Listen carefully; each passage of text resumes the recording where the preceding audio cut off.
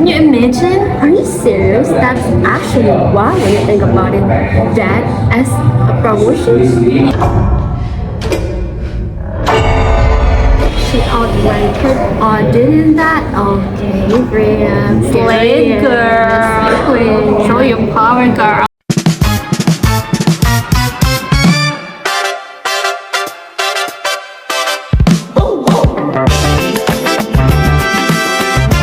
Hi everyone, I'm Nadya, Andysa Soehartono, And I'm Afwah Adywidya.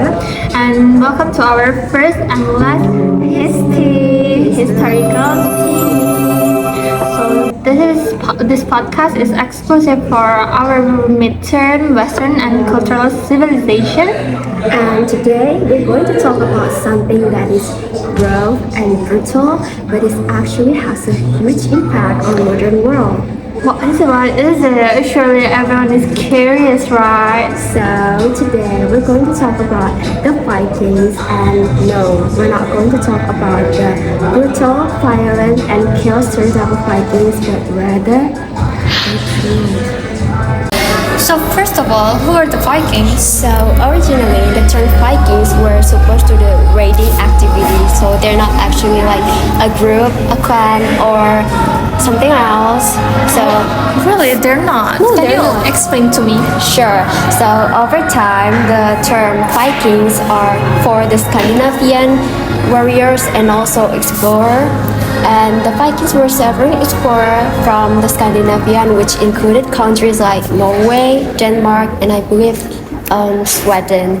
And I think they lived in 9 to 11 centuries, and they were known as the adventurers, traders, and also the warriors.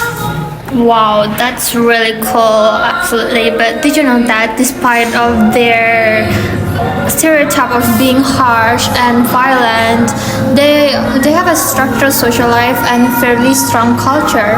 That's right, they had a social distinct culture. So as we know, in the Viking era, there was the Char class, or as we know as the Earl class, I think, which was the elite class there, and they played important roles such as maintaining order, forging alliances, and also overseeing the trade.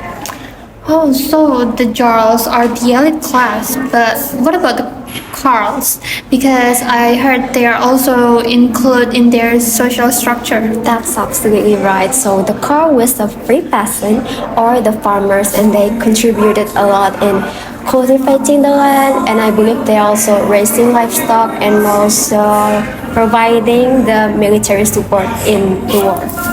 Oh, so they're quite organized. Yeah. So there's this fact that the Vikings also had their law and governance system. They have it? Of course, all the freemen would gather to their community to discuss about the laws, resolve the disputes, and make decisions. And this meeting is called as thing. Wait, think? No, thing like a community thing, and each community had their independent thing. Then what about the L thing? I think it was established in Iceland around the 930 Anno Domini, and it was one of the world's oldest parliamentary institution. And this National Assembly was a forum for lawmaking and legal disputes, and also showcasing the Viking culture or tradition, and also societal values, and the emphasis on the justice and community governance. Wow, so the government and class system are truly fascinating. That's right. Oh, and can I ask you what about their exploration and trading activity? Sure, and that's the interesting part about the Vikings. Their longship can literally take them anywhere. Like really anywhere? Like anywhere. Oh, I see. Oh, and considering that Scandinavia had limited resource, so I think traveling is the best option that could certainly help them to acquire new items. Right, and Finland is for an example. That area is discovered by the Vikings, and I believe the one that discovered is the Norse explorer, and his name is Leif Erikson. And that area is a region that is believed as the modern day of North America. And the settlement marked the Viking westward expansion and their adventurous pirate, highlighting their role as early transatlantic explorer. Oh, I heard Greenland too. That area settled by Eric the Red, I think. Yeah, and it was crucial for Viking outposts, facilitating exploration and trade across the North Atlantic. Oh, so that area was crucial because it is for facilitating. Exactly. I see. Can I ask you about their trade routes? Okay, in the term of trade routes, the Vikings were connected to the Silk Road, which it's through the Eastern River trade network, which connected to Scandinavia with the Byzantine, Persian, and also Abbasid empires. They changed network and exchanging goods like furs and also amber, walrus ivory for silk, and also other luxury items. What about European trade routes? What do they usually exchange? It allowed them to exchange stuff like fish, timber, and iron for silver and textiles, and also integrating them into the medieval economy. And more of that, it also facilitated the cultural exchanges and economic prosperity. I see. Okay, so let's moving on to my favorite part. Your favorite part? My favorite part. So, do you think the Vikings still influence the modern era? Of course, even though they lived like 1,000 years ago, their impact is still felt until today. Well, the example comes from entertainment, right? Of course, we can see how many movies are represent the Vikings, and we can learn a little bit more about that. And series like Vikings and movies like Thor, if you watch them, they're coming from the Norse lore, and it's shaping modern perception of the Viking culture and its legendary figure. Wait. Guys, before you move on to the next section, there's actually another perspective that we need to consider. So, when we talk about Thor, especially in a movie like Thor MCU, we're not just talking about a superhero. The character is actually inspired by Thor from Norse mythology. In the original myths, Thor wasn't just strong and cool. He was a protector of mankind and deeply associated with thunder, storms, and even agriculture. Now, if we turn to a series like Vikings, the connection becomes even clearer.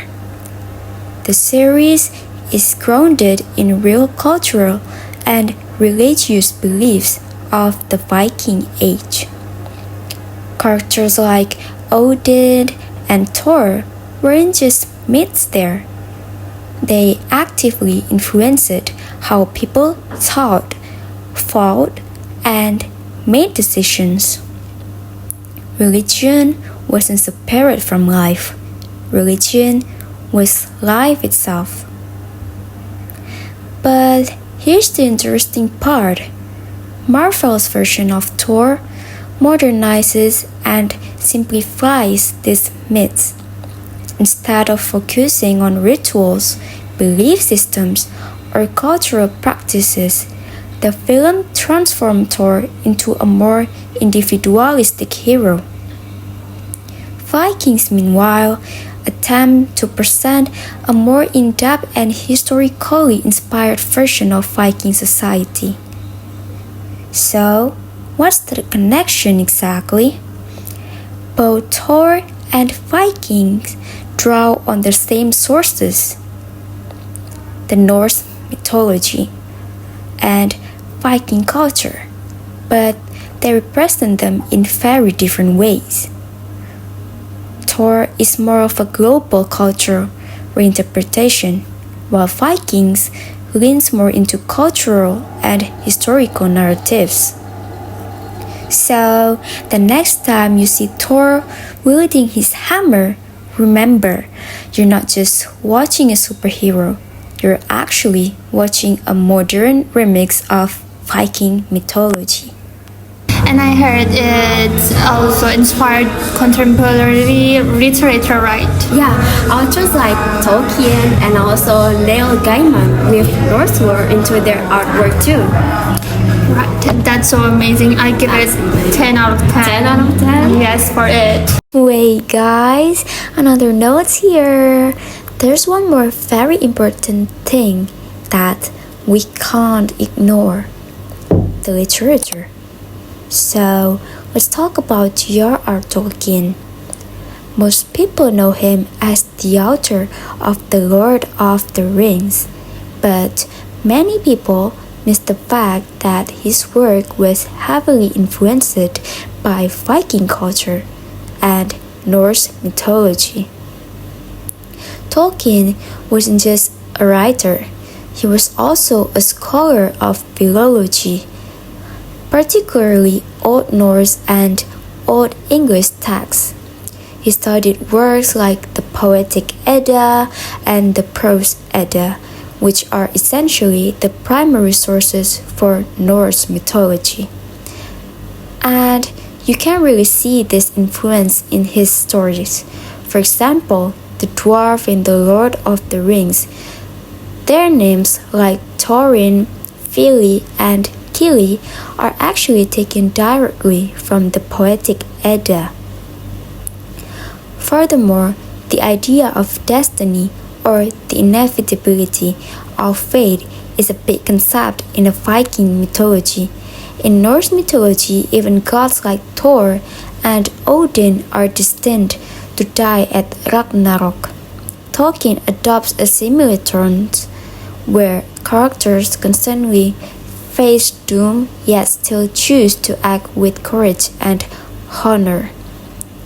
So, how does this connect back to the Vikings? Well, like Thor and Vikings, Tolkien's work is another reinterpretation, but this time through literature. Instead of directly depicting Viking life, he transformed their myths, language, and worldview into an entirely new fantasy universe. And now let's talk about something deeper about historical interpretation. Okay, so the Vikings have always been portrayed as brutal and also cruel, right? Yeah, it's so brutal and cruel. But now we know that there are also skilled traders, settlers, and also craftsmen, and that can be proven by the archaeological discovery. By archaeological discovery?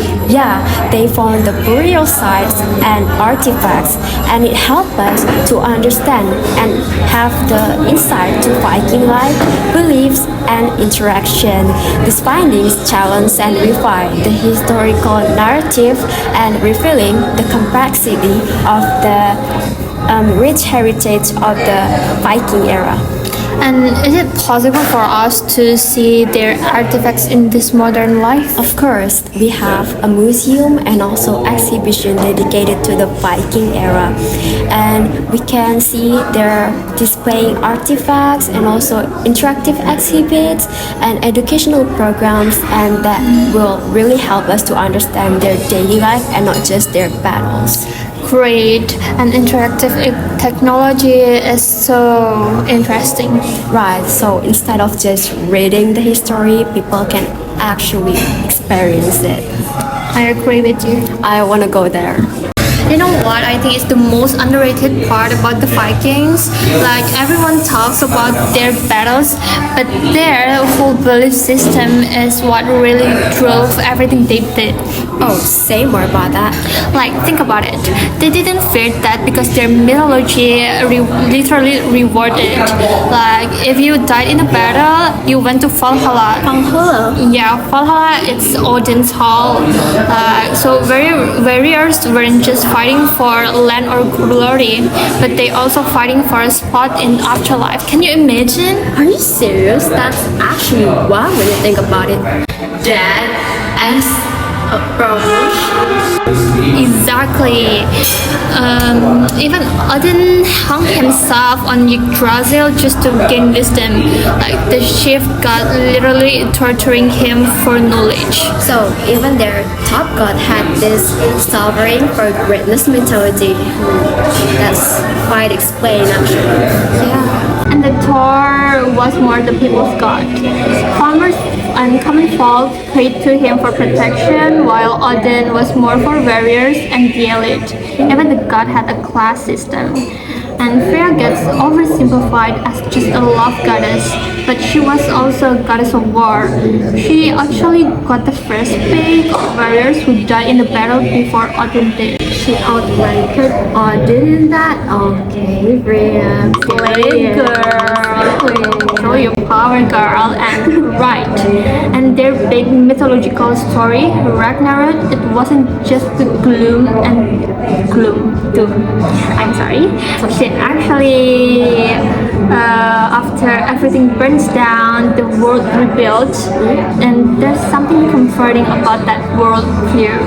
Okay, it's very cyclical and they make peace with the idea that nothing lasts forever, and that probably shaped how fearlessly they explore too.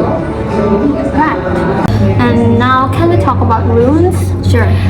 Because people treat them as a purely mystical, but they were just also just the alphabet, right? Both actually functional for everyday inscription, but also spiritual. Vikings carved runes into their weapons, believing that it will make them stronger or powerful, and writing and ritual at the same time, like affirmation, but ancient of course, and carve it into a sword. Exactly, and interestingly, the alphabet actually got smaller over time. Other Fathark had about 24 characters in it, but meanwhile, the younger Fathark only had 16. And yet, runic inscriptions spread further, found all the way in Constantinople and North America. So fewer letters, but bigger, rich, right? And the saga Survived purely through oral tradition for centuries before being written down in 13th century, part history, part legend, but one of our richest windows into Viking life. And the poetic Edda, Tolkien used it as basically a source book. The dwarf names in The Hobbit came straight off it. Wait, Gandalf too? Gandalf's name is actually there, originally listed as a dwarf name, but which is a bit funny in the retrospect. As a dwarf name. Okay. And I want to push back on something. People imagine Viking as rough and poorly clothed, but their craftsmanship was genuinely sophisticated. Extremely, the detail in Viking brooch and arm rings would impress modern jewelers. And arm rings weren't just decorative, guys. They were basically currency and a symbol of loyalty between a chieftain and his warriors. So wearing jewelry was also a political statement. And there's even a poetic term for a generous Viking leader, ring giver. Your reputation literally depends on how you distribute them. Oh, ring giver. Okay, that's a new term for me.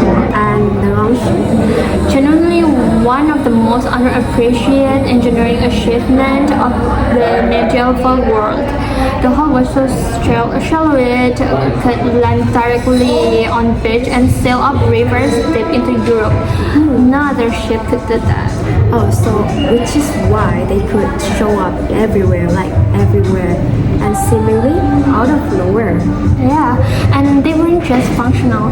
The Oseberg ship burial in Norway who had wood carvings so intricate that archaeologists were stunned. Like, they put that much care into something they were literally going to bury. Wow, which really tells you about everything for Vikings. Beauty and function were never separated. Everything carried meaning. For example, like ship, sword, are have a lot of meaning there. Yeah, absolutely. There's a lot of meaning there. So, after everything we've talked about today, like about the art, the social structure, the exploration, what's your biggest takeaway from the Vikings? Okay, so I think the biggest takeaway about the Viking is that they weren't just about the violent or chaos or brutal stereotype of Vikings, but they were more complex than that. They have social structure, they have beliefs, and their income still influence, and it exists in any form of like media, like film or series until today. Okay, and I hopefully after this all conversation, all the podcast we had, like after this people hear about the Vikings, not just about the chaos, the violence, but I hope they hear the culture behind it. Thank you so much for listening. Yeah, that's a wrap, guys. That's a wrap from our podcast. Our first and last podcast. Obviously, it's the last podcast we had. Oh, we need to do the ending, like the our closing segment. That's all from us. From his tea, historical tea. Bye bye. See you when I see you, or see you or not.